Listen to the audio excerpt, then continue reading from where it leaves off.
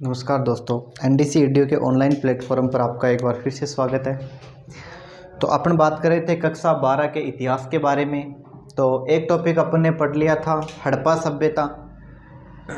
दूसरा टॉपिक अब अपना आएगा सूफी एवं भक्ति परंपराएं, जो अपना इतिहास की किताब का जो दूसरा पार्ट है मध्यकालीन भारत का इतिहास, और उसका दूसरा चैप्टर है सूफी एवं भक्ति परंपराएं। इसके बारे में देखो अपना अध्ययन करेंगे। सबसे पहले अपन बात करते हैं कि भक्ति किसे कहते हैं। भक्ति तो ईश्वर की आराधना करना, ईश्वर की आराधना बोलो, प्रार्थना या स्तुति करना क्या कहलाता है? भक्ति कहलाता है। ईश्वर की आराधना करना, ईश्वर की प्रार्थना करना, ईश्वर की स्तुति करना क्या कहलाता है? भक्ति कहलाता है। यहाँ से देखो अपन बात करें सूफी और भक्ति परंपराएं हैं, इनकी शुरुआत कैसे हुई। तो अपन बात करते हैं अपना जो भारत है, भारत के बारे में आपको पता है भारत एक धर्मनिरपेक्ष देश है। कैसा देश है? धर्मनिरपेक्ष। तो भारत में अनेक धर्मों को मानने वाले लोग रहते हैं, अनेक धर्मों को मानने वाले लोग रहते हैं। अब अनेक धर्मों को मानने वाले लोगों के बारे में जैसे अपन बात करें तो अपना सनातन धर्म है, जिसे हिंदू धर्म कहते हैं, इसे ही वैदिक धर्म कहते हैं। इसके अलावा मुस्लिम हैं,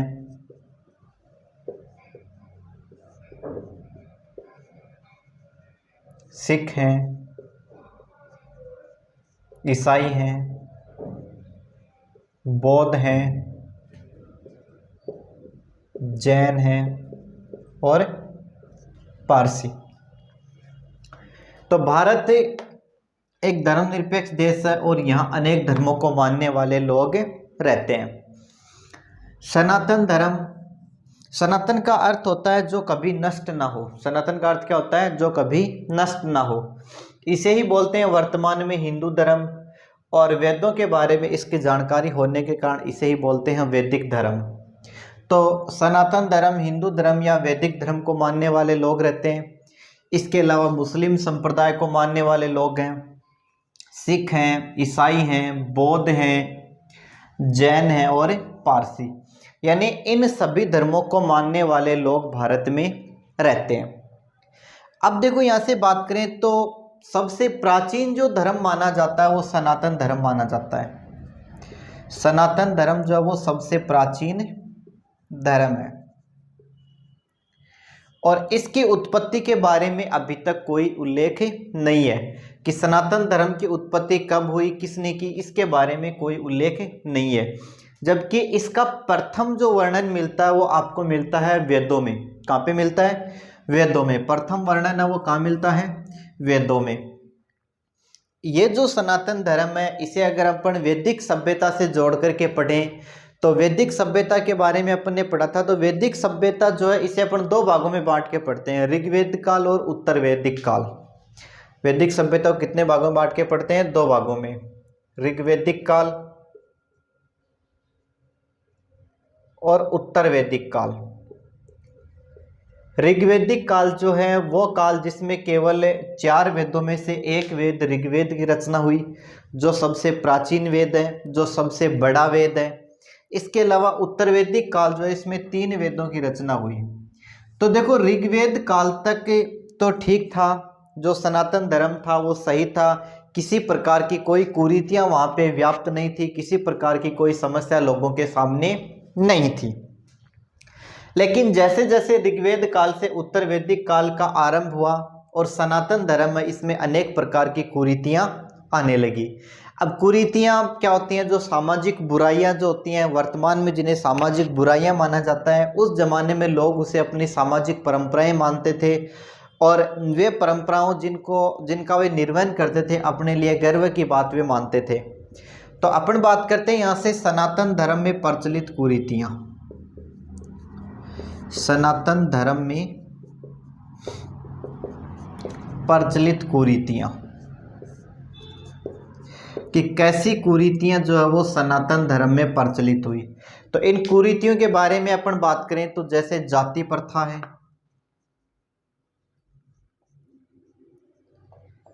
सती प्रथा है, भेदभाव, अस्पृश्यता,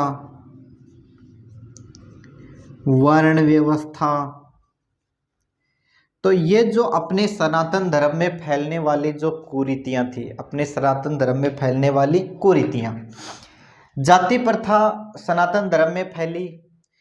जाति प्रथा का मतलब है कि अपने समाज में लोग क्या करने लगे, ये उच्च जाति का है, ये निम्न जाति का है, और ये सवर्ण जाति का है, मतलब जो ब्राह्मण है, जाट है, वैसे इस प्रकार से जो जाति प्रथा वो अपने धर्म में व्याप्त हो गई। दूसरा सती प्रथा। सती होना क्या होता है आपको पता ही है, जब किसी व्यक्ति की मृत्यु के बाद में उसकी पत्नी द्वारा उसकी चिता में बैठ करके अपने आप को जिंदा जला लेना क्या कहलाता है, सती कहलाता है। तो सती प्रथा है, ये एक बहुत भयंकर कुरीति अपने समाज में व्याप्त थी। सती प्रथा जो है वो बहुत ही भयंकर कुरीति अपने समाज में व्याप्त थी। सती प्रथा के अलावा अगर हम बात करें तो भेदभाव जो होता था, ऊंच नीच का भेदभाव, कि ये इस जाति का, ये इस जाति का है, इसको मानना, इसको साथ बिठाना अछूत है, छुआछूत है, यही है अस्पृश्यता। अस्पृश्यता का अर्थ होता है छुआछूत। क्या होता है? छुआछूत। और एक वर्ण व्यवस्था। देखो वर्ण व्यवस्था के बारे में अपन बात करें तो वर्ण व्यवस्था का सर्वप्रथम उल्लेख जो अपने को मिलता है वो ऋग्वेद में मिलता है। कहाँ पे मिलता है? ऋग्वेद में। लेकिन ऋग्वेद की जो वर्ण व्यवस्था है वो कर्म पर आधारित थी। किस पर आधारित थी? कर्म पर आधारित। कर्म पर आधारित कैसे? जैसे कि आपको पता है समाज में 4 वर्ण थे, ब्राह्मण, क्षत्रिय, वैश्य और शूद्र। कितने वर्ण है? 4 वर्ण है। ब्राह्मण है, इसे उच्च वर्ण में माना गया है। शूद्र है, इन्हें निम्न वर्ण में माना गया है। तो अब देखो यहां से अपन इनके बारे में बात करेंगे। ब्राह्मण जो है, अब देखो ये वर्ण व्यवस्था के बारे में अपन बात करते हैं कि वर्ण व्यवस्था किस प्रकार से प्रचलित हुई, वर्ण व्यवस्था किस प्रकार से फैली। तो उस समय क्या होता था, वर्ण व्यवस्था वो कर्म पर आधारित थी। फॉर एन एग्जाम्पल, उदाहरण के तौर पे अगर मैं बात करूं तो मान लीजिए एक ब्राह्मण के 4 पुत्र हैं। ब्राह्मण के कितने पुत्र हैं? 4 पुत्र हैं।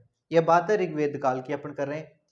इन चारों की रुचि अगर अलग अलग है, एक ब्राह्मण का पुत्र ऐसा है जिसकी रुचि है वो खेतीबाड़ी करने में है, तो खेतीबाड़ी करने में अगर उसकी रुचि है तो अब उसका वर्ण उसके कर्म के आधार पे, उसके कार्य की रुचि के आधार पे कौन सा हो जाएगा?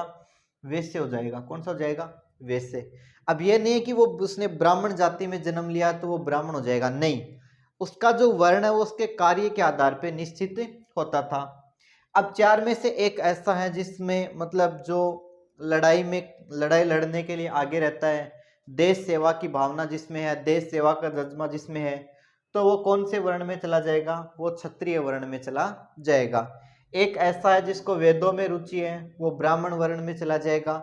और एक है वो कोई किसी काम का नहीं है, सारे दिन ऐसे ही मतलब पड़ा रहता है, आलसी है, या ऐसे अपन मानने की जो उसका जो उसकी जो रुचि है वो लोगों की सेवा करने में है या चमड़े का काम करने में है, तो वो कौन से वर्ण का माना जाएगा? शूद्र वर्ण का माना जाएगा।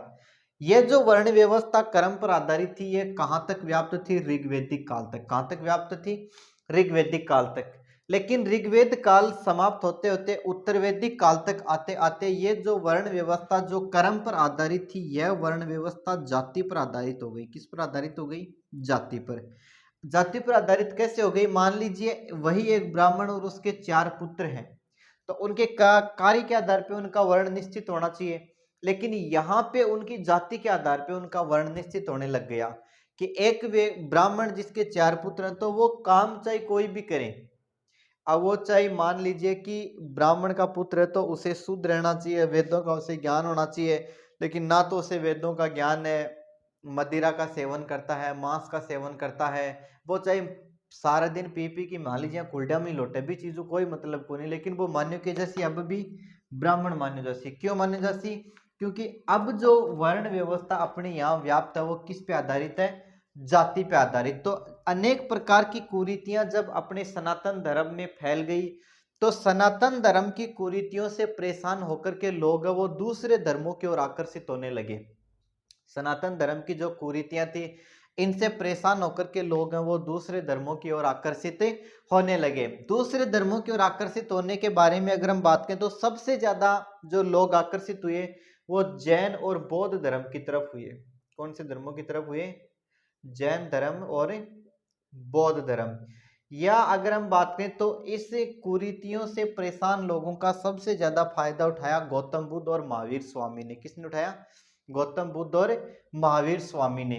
तो इन लोगों ने क्या किया, सनातन धर्म में लोगों को धार्मिक आडंबरों से बाहर निकालने का प्रयास किया, धार्मिक आडंबरों से बाहर निकालने का प्रयास किया और इन धार्मिक आडंबरों को चुनौती दी। इन धार्मिक आडंबरों के तहत जो सनातन धर्म में जो लोगों के साथ भेदभाव किया जा रहा था, इस भेदभाव को यहाँ पे चुनौती दी। और ये चुनौती देने का काम सबसे पहले दक्षिण भारत में हुआ था। तो सबसे पहले लोगों को भक्ति की तरफ आकर्षित किया, सनातन धर्म के प्रति आडंबरों के विरोध में खड़े करने का काम किया दक्षिण भारतीय संतों ने। तो अपन कहे कि दक्षिण भारत में भक्ति आंदोलन की शुरुआत हुई थी। तो अपन यहाँ से बात करेंगे कि भक्ति आंदोलन की जो शुरुआत है वो सबसे पहले कहाँ हुई थी, दक्षिण भारत में।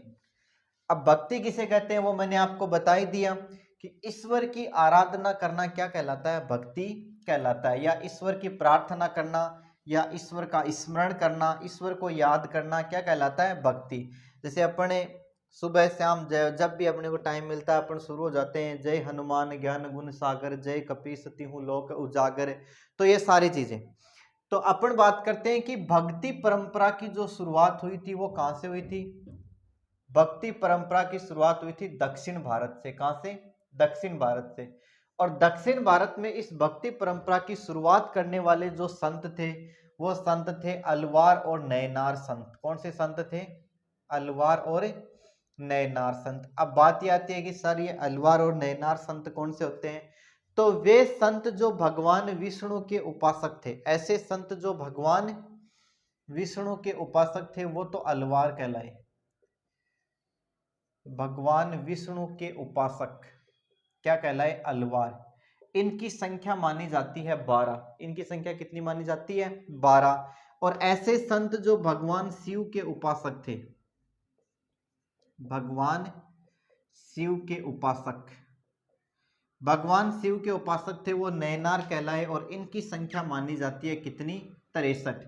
तो आपसे पूछ लिया जाए कि अलवार और नयनार संतों की संख्या कितनी थी, तो अलवार और नयनार संतों की जो संख्या है, अलवारों की जो संख्या मानी जाती है 12 मानी जाती है। जो अलवार है वो भगवान विष्णु के उपासक थे। और नयनारों की जो संख्या मानी जाती है वो 63 मानी जाती है। नयनार जो थे वो भगवान शिव के उपासक थे। अब इन जो संतों ने क्या किया, भक्ति परंपराएं बताई, भक्ति के मार्ग बताए, भक्ति की धाराएं बताई। अब अपन बात करेंगे कि भक्ति की धाराएं या भक्ति की परंपराएं जो होती हैं वो कौन कौन सी होती हैं। तो अगली हेडिंग अपनी आती है भक्ति परंपरा या भक्ति की धारा, यानी कितने प्रकार से भक्ति आप कर सकते हैं, या भक्ति के मार्ग। तो भक्ति परंपरा, भक्ति धारा या भक्ति के मार्ग में अगर हम बात करें तो इन्होंने 2 प्रकार के मार्ग बताए, 2 प्रकार की धाराओं के बारे में बताया। एक है सगुण भक्ति धारा, सगुण भक्ति धारा, और दूसरा इन्होंने बताया निर्गुण भक्ति धारा। दूसरा क्या बताया, निर्गुण भक्ति धारा। अब देखो क्या होता है, सगुण भक्ति धारा और निर्गुण भक्ति धारा में अगर हम अंतर की बात करें तो सगुण भक्ति धारा में क्या होता है, मूर्ति पूजा की जाती है। सगुण भक्ति धारा में क्या होता है, मूर्ति पूजा की जाती है, मूर्ति पूजा की जाती है। जबकि निर्गुण भक्ति धारा में मूर्ति पूजा का विरोध होता है, मूर्ति पूजा का विरोध होता है। दूसरा अपन बात करें सगुण भक्ति धारा में तो इसमें विष्णु, शिव देवी व उनके अवतारों की पूजा की जाती है। अवतारों की पूजा की जाती है। लेकिन निर्गुण भक्ति धारा में क्या होता है, निराकार ब्रह्मा की उपासना की जाती है। निराकार ब्रह्मा की उपासना की जाती है। सगुण भक्ति धारा के मुख्य संतों के बारे में अपन बात करें तो जैसे मीरा है, सूरदास है, ये जो लोग थे ये सगुण भक्ति धारा से संबंधित थे। किससे संबंधित थे? सगुण भक्ति धारा से। निर्गुण भक्ति धारा के बारे में अपन बात करें तो जैसे रैदास हैं,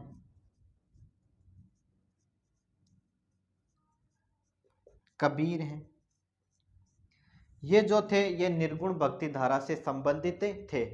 तो प्रश्न आपको ये याद रखना, बहुत अच्छा प्रश्न है, इंपॉर्टेंट प्रश्न। मैं आपको बता के चलता हूं कि भक्ति की परंपराएं कितने प्रकार की हैं, या भक्ति धाराएं या भक्ति के मार्ग। तो भक्ति के धारा या दो मार्ग हैं, सगुण भक्ति धारा और निर्गुण भक्ति धारा। सगुण भक्ति धारा में मूर्ति पूजा की जाती है, जबकि निर्गुण भक्ति धारा में मूर्ति पूजा का विरोध किया जाता है। सगुण भक्ति धारा में भगवान विष्णु, शिव या देवी हैं या इनके अवतारों की पूजा की जाती है, जबकि निर्गुण भक्ति धारा में निराकार ब्रह्मा की उपासना की जाती है। सगुण भक्ति धारा के मुख्य संत जैसे मीरा है, सूरदास हैं, जबकि निर्गुण भक्ति धारा के मुख्य संत जैसे रैदास हैं, कबीर हैं। तो ये आपको याद रखना है, सगुण भक्ति धारा और निर्गुण भक्ति धारा में अंतर भी आपसे पूछ लिया। इसके बाद में अगला टॉपिक अपना आता है पूजा प्रणालियों का समन्वय। अपने चैप्टर की अगली हेडिंग आती है पूजा प्रणालियों का समन्वय, यानी कितने प्रकार की पूजा प्रणालियां यहाँ पे प्रचलित थी उनके बारे में अपन अध्ययन करेंगे। तो देखिए, आप मेरे साथ साथ नोट्स बनाते चलिए।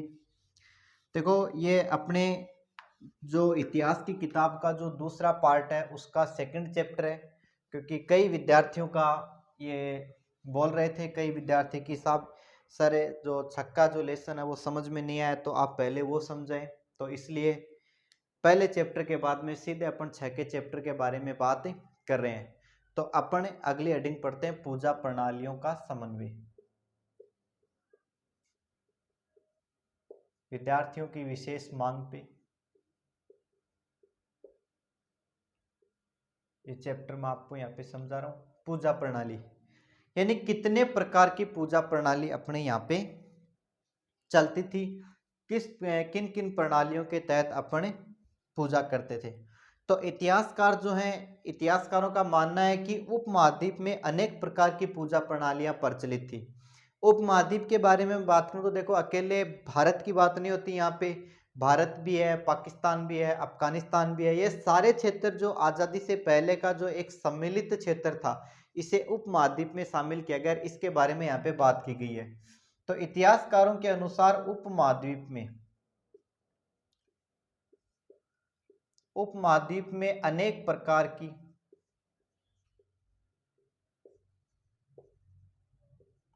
धार्मिक पूजा प्रणालियां प्रचलित थी। धार्मिक पूजा प्रणालियां प्रचलित थी। तो अनेक प्रकार की धार्मिक पूजा प्रणालियां जो प्रचलित थी, इनमें सबसे पहले अपन बात करेंगे ब्राह्मणीय विचारधारा। एक नंबर पे कौन सी आती है? ब्राह्मणीय विचारधारा या ब्राह्मणीय पूजा प्रणाली। ब्राह्मणीय विचारधारा या ब्राह्मणीय पूजा प्रणाली के बारे में बात करें तो इसकी जो शुरुआत मानी जाती है, या इसकी जो शुरुआत है वो पौराणिक ग्रंथों से मानी जाती है। इसकी जो शुरुआत मानी जाती है वो कब से मानी जाती है? इसकी शुरुआत जो मानी जाती है वो मानी जाती है आपके पौराणिक ग्रंथों की रचना के साथ। पौराणिक ग्रंथों की रचना के साथ, यानी पौराणिक ग्रंथों की जब रचना हुई तभी से पौराणिक ग्रंथों की रचना के साथ साथ ही कौन सी पूजा प्रणाली है उसका विकास हुआ? ब्राह्मणीय विचारधारा या ब्राह्मणीय पूजा प्रणाली का विकास हुआ। अब अपन यहाँ से बात करें कि ये जो पौराणिक ग्रंथ जो लिखे गए थे, ये लिखे गए थे संस्कृत भाषा में। कौन सी भाषा में लिखे गए थे? संस्कृत भाषा में। तो आपसे पूछ लिया जाए कि पौराणिक ग्रंथ है वो कौन सी भाषा में लिखे गए? संस्कृत भाषा में। इन पौराणिक ग्रंथों की खास बात यह होती थी कि ब्राह्मण और शूद्र, ब्राह्मण व शूद्र सभी इनका ज्ञान प्राप्त कर सकते थे, सभी इनका ज्ञान प्राप्त कर सकते थे। यानी ब्राह्मण हो या चाहे शूद्र हो, वैश्य हो, सभी जो हैं इन ये जो अपने ग्रंथ हैं इन ग्रंथों का ज्ञान प्राप्त कर सकते थे। कौन से ग्रंथों का? पौराणिक ग्रंथों का। और पौराणिक ग्रंथों की रचना के साथ कौन सी पूजा प्रणाली है वो अपने अस्तित्व में आई थी? ब्राह्मणीय पूजा प्रणाली अस्तित्व में आई थी। इन ग्रंथों के बारे में अपन बात करें तो इन ग्रंथों में जो ज्ञान है वो ब्राह्मण और सभी प्राप्त कर सकते थे, यानी ब्राह्मण भी इनका ज्ञान ले सकते थे, इनका अध्ययन कर सकते थे, शूद्र भी इनका अध्ययन कर सकते थे, वैश्य भी इनका अध्ययन कर सकते थे। इसके अलावा बात करें तो क्षत्रिय वो भी इनका अध्ययन कर सकते थे। इसके अलावा बात करें तो इस काल में महिला, शूद्र व अन्य सामाजिक वर्गों को आस्थाओं व आचरणों को मानने की मान्यता प्रदान की गई थी। यानी ब्राह्मणीय विचारधारा के साथ ही जो धार्मिक जो आचरण है, धार्मिक जो पूजन है, जिनमें महिलाओं और शूद्रों को शामिल नहीं किया जाता था, अब ब्राह्मणीय विचारधारा के साथ साथ इन महिलाओं और शूद्रों को भी धार्मिक आचरणों में शामिल होने की छूट यहाँ पे दे दी गई थी। यानी कि महिलाओं और शूद्रों को, महिलाओं और शूद्रों को धार्मिक आचरणों में शामिल होने का अधिकार, शामिल होने का अधिकार ब्राह्मणों ने दे दिया। शामिल होने का अधिकार किन्होंने दे दिया? ब्राह्मणों ने दे दिया। तो ब्राह्मणीय विचारधारा के बारे में, पूजा प्रणालियों के समन्वय में पहली विचारधारा कौन सी है? ब्राह्मणीय विचारधारा। ब्राह्मणीय विचारधारा के बारे में बात करें तो इसकी शुरुआत है वो पौराणिक ग्रंथों के साथ मानी जाती है। किसके साथ मानी जाती है? पौराणिक ग्रंथों के साथ। दूसरा, इन पौराणिक ग्रंथों की जो रचना है वो संस्कृत भाषा में हुई थी। कौन सी भाषा में हुई थी? संस्कृत भाषा में। तीसरा, अपन बात करें तो महिलाओं और शूद्रों को धार्मिक आचरणों में शामिल होने का अधिकार है वो ब्राह्मणों ने इस विचारधारा के अंतर्गत दे दिया था। तो ये थी अपनी ब्राह्मणीय विचारधारा। इसके बाद में अपन बात करेंगे दूसरी विचारधारा के ऊपर। देखो, दूसरी विचारधारा अपनी आती है महान और लघु परंपराएं। महान और लघु परंपराएं। तो अपन बात करते हैं कि महान और लघु परंपराएं क्या होती हैं। तो महान और लघु परंपराओं की अवधारणा दी थी 20वीं शताब्दी के प्रसिद्ध समाजशास्त्री रॉबर्ट रेडफील्ड ने। इनकी जो अवधारणा है, इनकी अवधारणा दी थी 20वीं शताब्दी के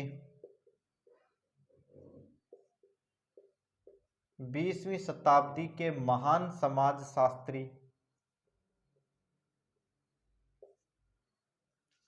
रॉबर्ट रेडफील्ड।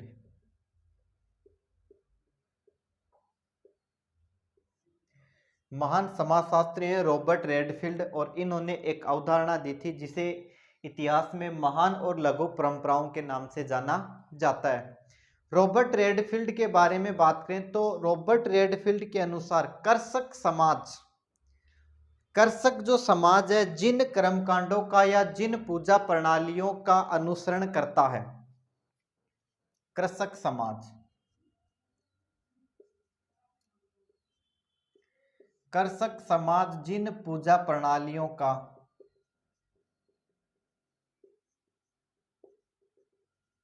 या अपन बात कहें कि धार्मिक कर्मकांडों का अनुसरण करता है, धार्मिक कर्मकांडों का अनुसरण करता है, उसे लघु परंपरा नाम दिया। उसे कौन सा नाम दिया? लघु परंपरा। यानी कि कृषक वर्ग या जो ग्रामीण जो समाज है या किसान वर्ग जो है, जिन पूजा प्रणालियों का अनुसरण करता है, जिन कर्मकांडों का अनुसरण करता है, उन्हें नाम दिया लघु परंपरा। इसके विपरीत, इसके विपरीत अभिजात वर्ग जो है, अभिजात वर्ग जिन परंपराओं का अनुसरण करता है,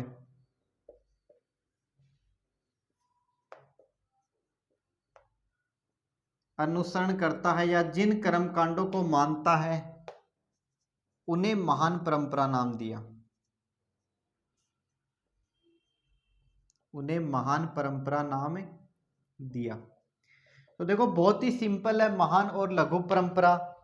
महान और लघु परंपरा के बारे में अपन बात करें तो इसकी जो अवधारणा वो 20वीं शताब्दी में महान समाजशास्त्री रॉबर्ट रेडफील्ड ने दी थी, और इसने समाज को दो भागों में बांट करके इस परंपरा का अनुसरण किया। कितने भागों में बांट करके किया? दो भागों में। कि एक अपने समाज में जो सामान्य वर्ग होता है, किसान वर्ग होता है, तो किसान वर्ग जो होता है उसकी जो धार्मिक आस्थाएं होती हैं, उसके जो धार्मिक आचरण होते हैं, उसके जो धार्मिक परंपराएं होती हैं जिनका वो अनुसरण करता है, उसे उसने नाम दिया लघु परंपरा का। कौन सा नाम दिया? लघु परंपरा का। इसके विपरीत उसने कहा कि समाज का जो अभिजात वर्ग है, अभिजात वर्ग का मतलब जिसमें धनवान लोग शामिल होते हैं, और ये अभिजात वर्ग है जिन पूजा प्रणालियों का अनुसरण करता है या जिन धार्मिक कर्मकांडों का अनुसरण करता है, उसे इसने नाम दिया महान परंपरा। तो एक अपन ने पढ़ी ब्राह्मणीय विचारधारा, दूसरा अपन ने पढ़ा महान और लघु परंपरा, और इसके बाद में अपन अगली पूजा प्रणाली के बारे में बात करेंगे।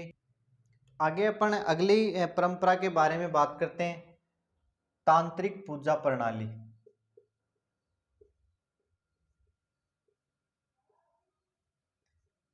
तांत्रिक पूजा प्रणाली के बारे में बात करें तो इसे देवी पूजा के नाम से जानते हैं। किस नाम से जानते हैं? देवी पूजा। इसे आप देवी पूजा कह सकते हैं, इसे आप तांत्रिक पूजा प्रणाली कह सकते हैं। इसके बारे में अपन बात करें तो इसके अंतर्गत क्या होता है? देवी की पूजा की जाती है। किसकी पूजा की जाती है? देवी की पूजा। और देवी की जो पूजा है, वो जो देवी की जो पूजा की जाती है वो पोते हुए सिंदूर के रूप में, पोते हुए सिंदूर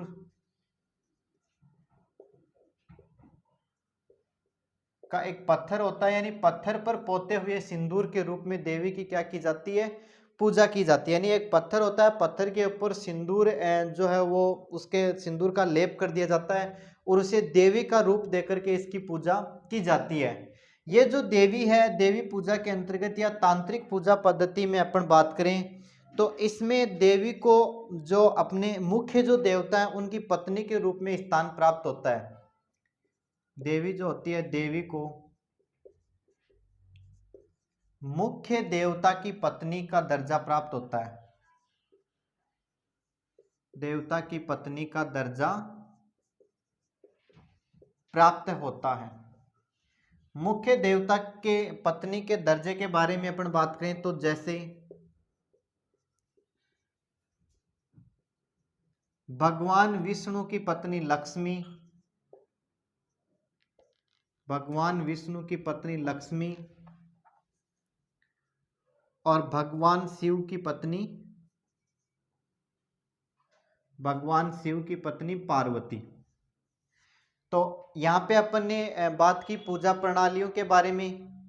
तांत्रिक पूजा पद्धति जो है इसकी पूजा वो देश के अनेक हिस्सों में की जाती है, यानी लगभग देश के सभी हिस्सों में इसकी पूजा की जाती है।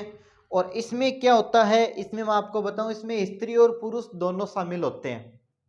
तांत्रिक जो पूजा पद्धति है इसमें स्त्री व पुरुष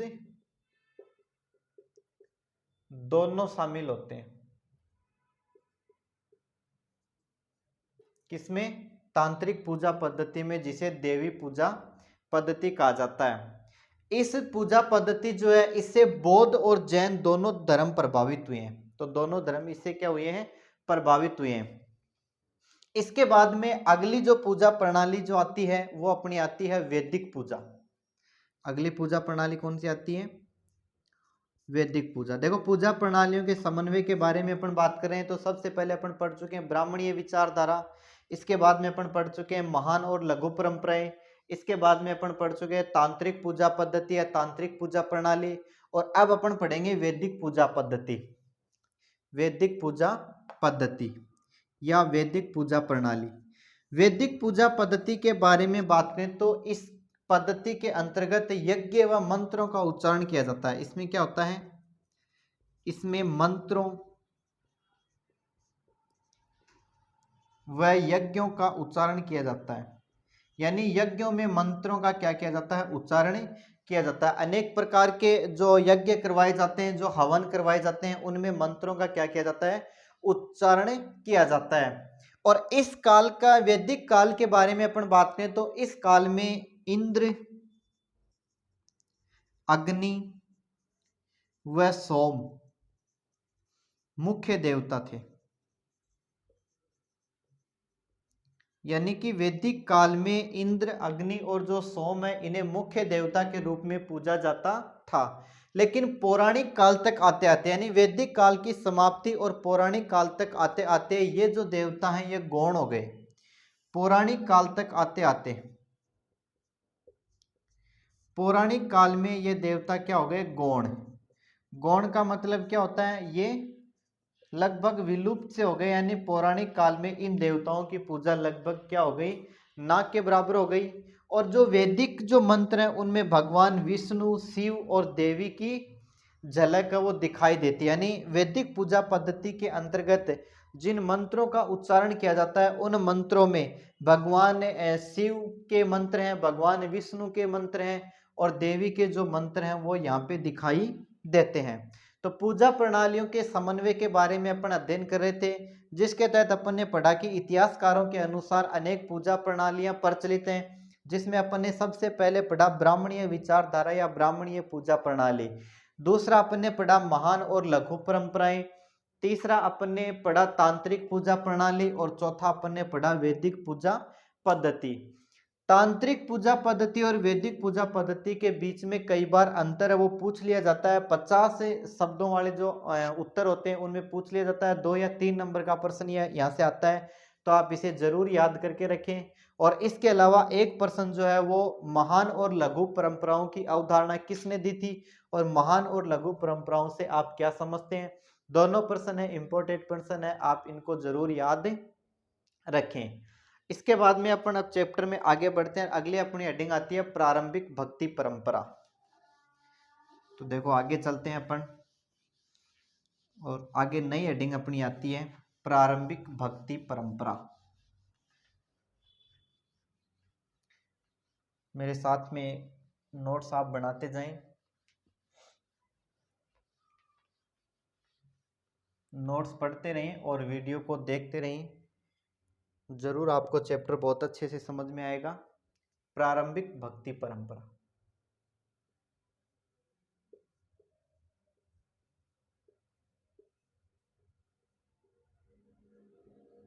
क्या होती है, देखो प्रारंभिक भक्ति परंपरा के बारे में बात करें तो इसकी कुछ विशेषताएं जो हैं वो निम्नलिखित हैं। प्रारंभिक भक्ति परंपरा की विशेषताएं निम्नलिखित हैं।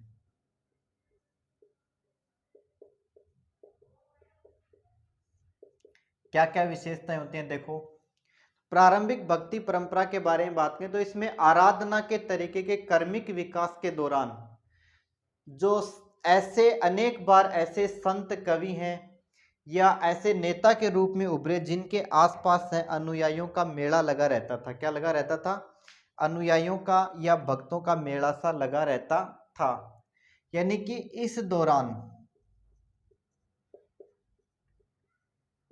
अनेक संत कवि, अनेक ऐसे संत कवि उभरे जिनके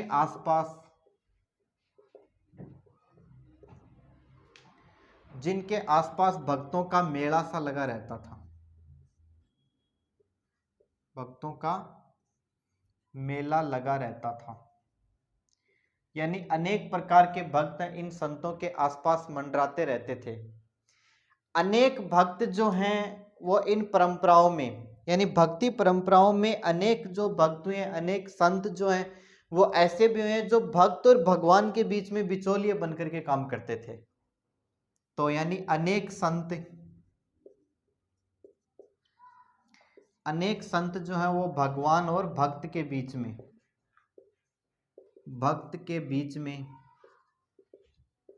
बिचौलिए बनकर भी काम करते थे। अब देखो बिचौलिए कैसे बनते थे, मुझे देखो एक छोटा सा उदाहरण याद आता है, मैं आपको बता देता हूं। अभी देखो आपने नाम सुना होगा, एक टीवी चैनल भी चलता है निर्मल बाबा का, बड़े फेमस बाबा। तो एक बार क्या हुआ, एक व्यक्ति उनके पास चला जाता है, जाकर के उसने कहा कि बाबा पत्नी के साथ बनती नहीं, इसका कोई उपाय बताओ। बाबा ने कहा कि शादी को कितने साल हो गए? बोले बाबा 4 साल हो गए। बाबा ने पूछा कभी पत्नी के खाने की तारीफ की है? आदमी ने कहा बोले बाबा ऐसा तो कभी नहीं किया।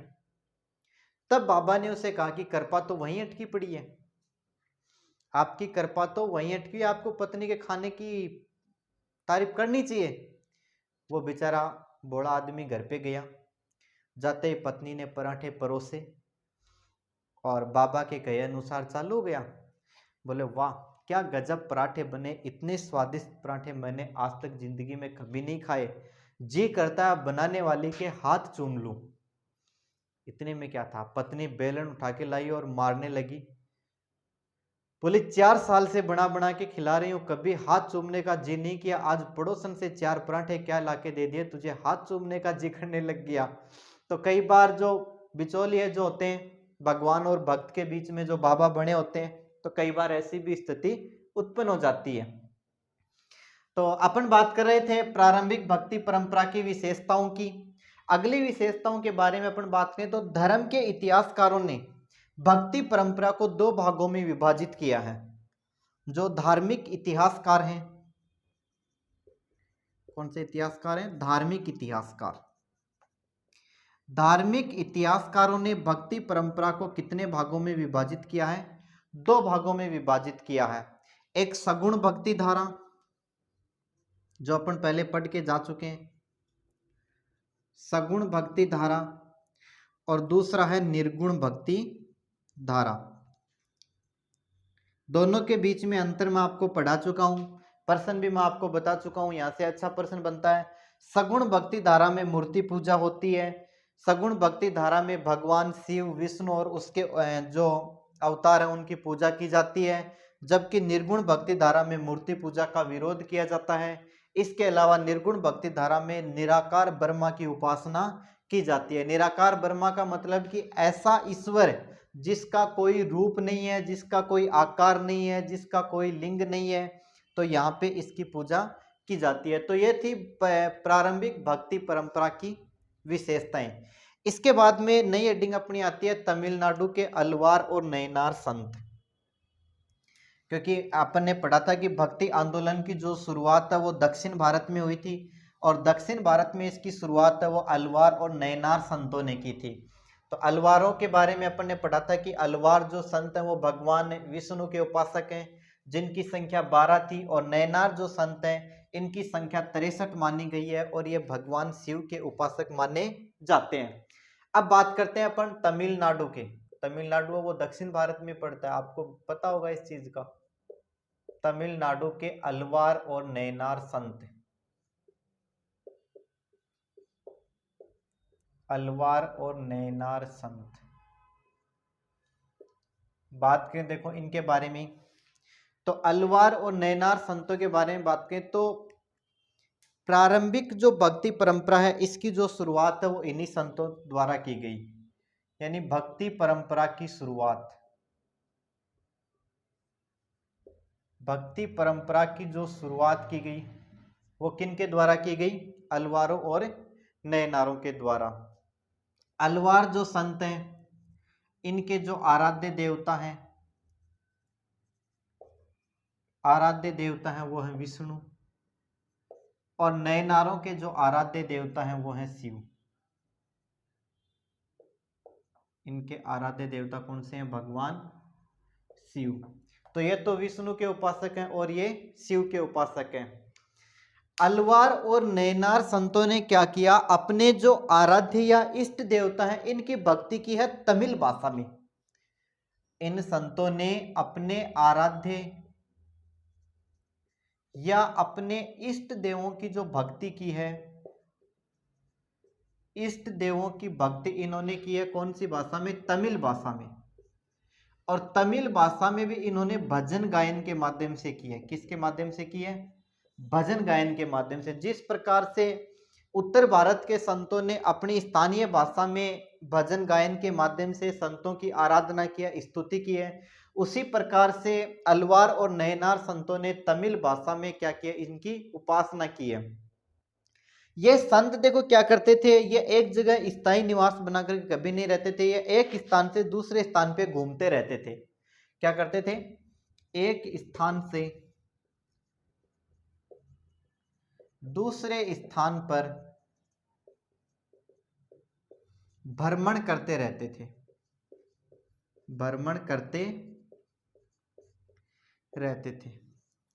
और अपनी यात्राओं के दौरान, अपने भ्रमण के दौरान कुछ पवित्र स्थलों को इन्होंने भगवान का निवास स्थान घोषित कर दिया।